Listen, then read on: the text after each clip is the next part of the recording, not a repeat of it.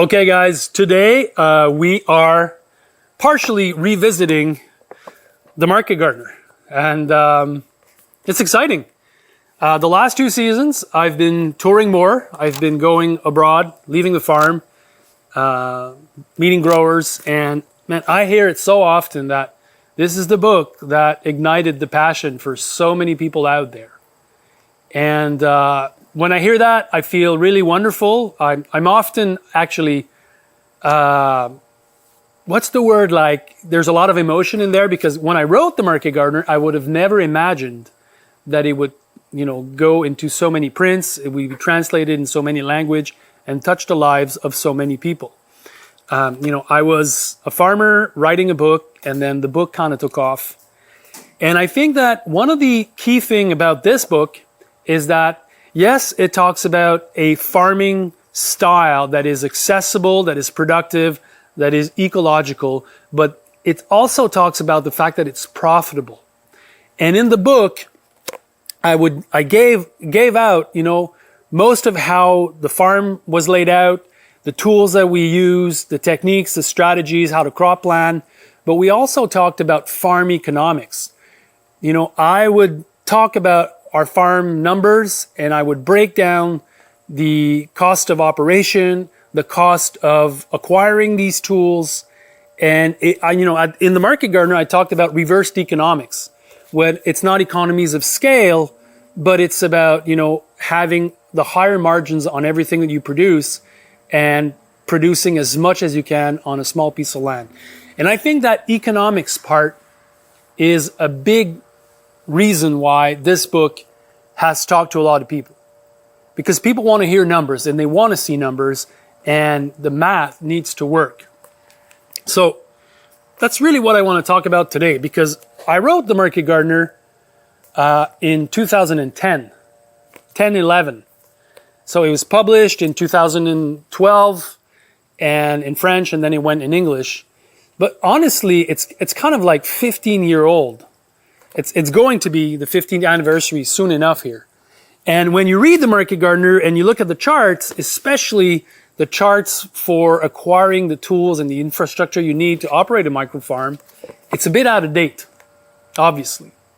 In the book, when we went and looked at everything that you needed to acquire to run a farm like ours, we were at $100K in expense.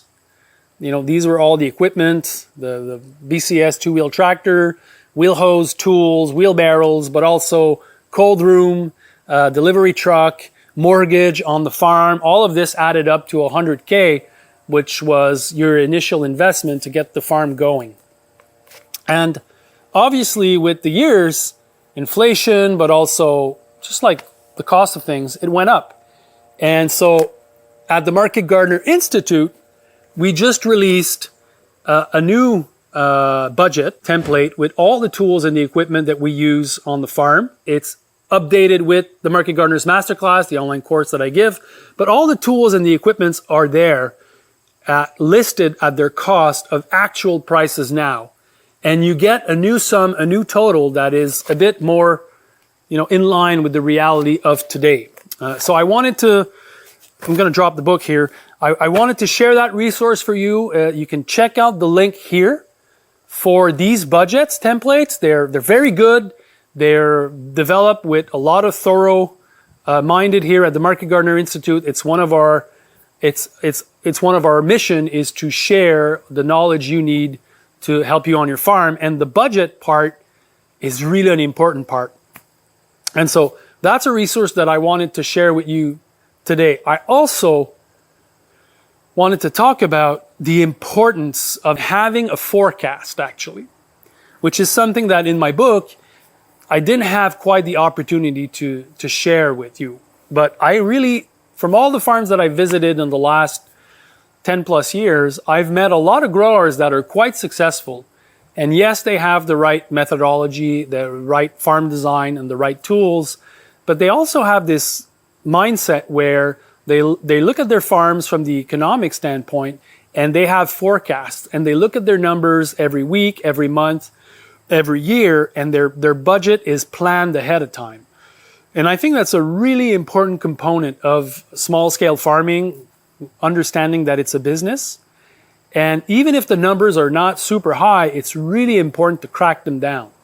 So one of the first rules is that your farm, when you're starting, you need a business plan, you need a farm plan, but you need a forecast because it's probably going to take you 3 years to get at equilibrium, meaning that your farm is not going to lose money. The first 2 years, there's a big fat chance that even if you do everything right, because there's so much investment up front, the first few years, you're losing money. So you need to kind of equate that and understand that and mitigate that see them as investments that you're making so that at year 3, year 4, year 5, then you can balance out with a profit. But in the end, you have a steady line where you can manage your cash flow and understand the economics of your farm. All of this is super duper important, okay? And when you know these numbers ahead of time and you have these benchmarks that you've targeted in your forecast, you can easily understand if you're on your way towards where you want to go or not. And that's going to help a lot of young growers especially mitigate the risk, mitigate the mental load of, succeeding in farming. Because it's not an overnight thing. It takes some years to get a farm that's lucrative and profitable. And once you get to that level, usually after year 3, like in any business, it takes 3 years to kind of get to that equilibrium. Year 4, you should be making a small profit. Year 5, you should be on your way. And then year 6, 7, 8, 9, 10, 12, 14, 15, year 20, like we're doing, you're really preparing yourself for good profits on the farm. Okay? So at the Market Gardener Institute, we also have farm profiles from different farms in our network, farms that are co-ops, farms where there's 2 people working on the farm, the market garden, 5 people, 6 people, different stages, different areas. There's all these farm profiles that are available for you with all the numbers of these farms, actual numbers, all the expenses, cost of operation, cost of goods, yearly income, breakdown by sales channel. These numbers are also super, super handy if you're wanting to get loans.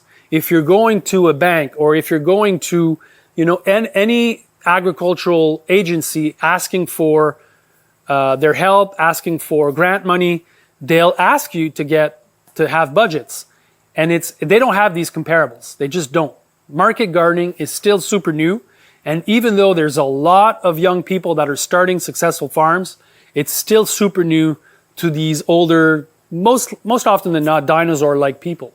So you need to have these numbers, and these farm profiles will really help you have these case studies so that you can have comparables and show them how to use them. I also just released a blog article where I'm breaking down in details all the numbers of all these farms that we're working with. And it's more of a general overview. The link in bio, you'll get that blog article.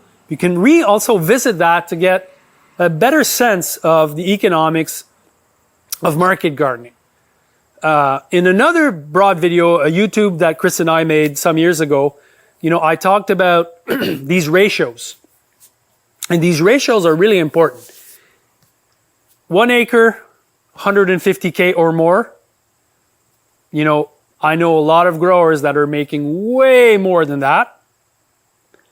And it's very much tied to your production plan, your sales channel, and your price list. The price list, obviously, friends, they determine the outcome, okay?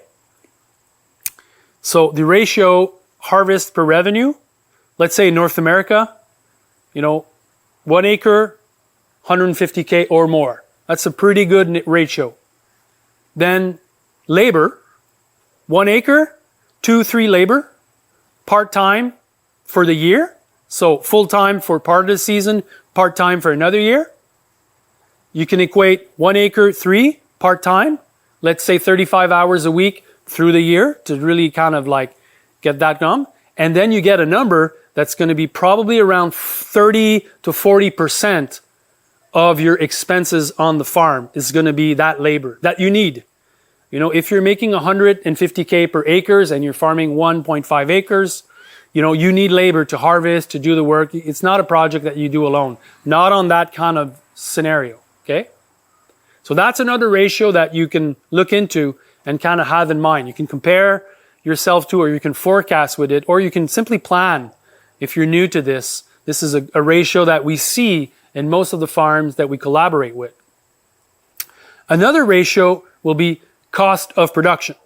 Cost of production is all the material you need: fuel for the van, propane for the nursery, seeds, compost, all of these variables that are annual. You need to buy them every year. This is usually another third of the sales. Okay, it's a pretty big chunk.